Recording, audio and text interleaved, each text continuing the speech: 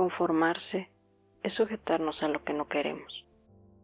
Por distintas razones, motivos, nos convencemos de estar en situaciones que nos disgustan. Justificamos la conformidad y todo lo adverso que de ello deriva. Sufrimos, padeciendo entornos, personas, cosas.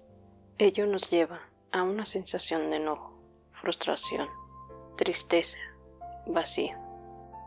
Hay quienes no creen merecer lo que realmente quieren, quienes se adentran como si hubieran perdido la voluntad en relaciones, lugares de los que piensan que no hay salida.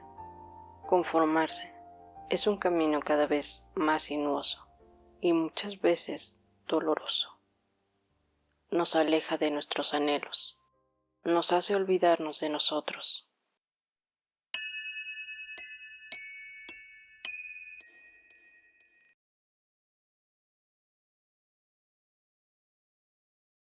Parte de la historia de la humanidad es un ejemplo de que no somos seres que se conforman.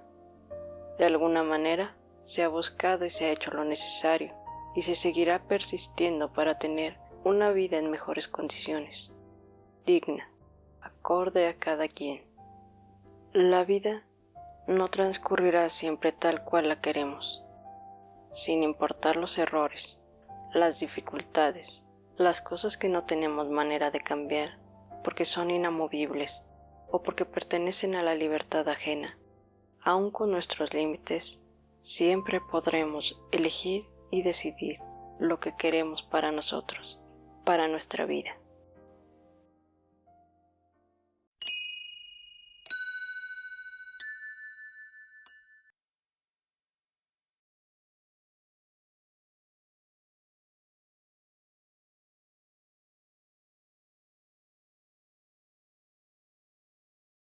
Estas son mis reflexiones.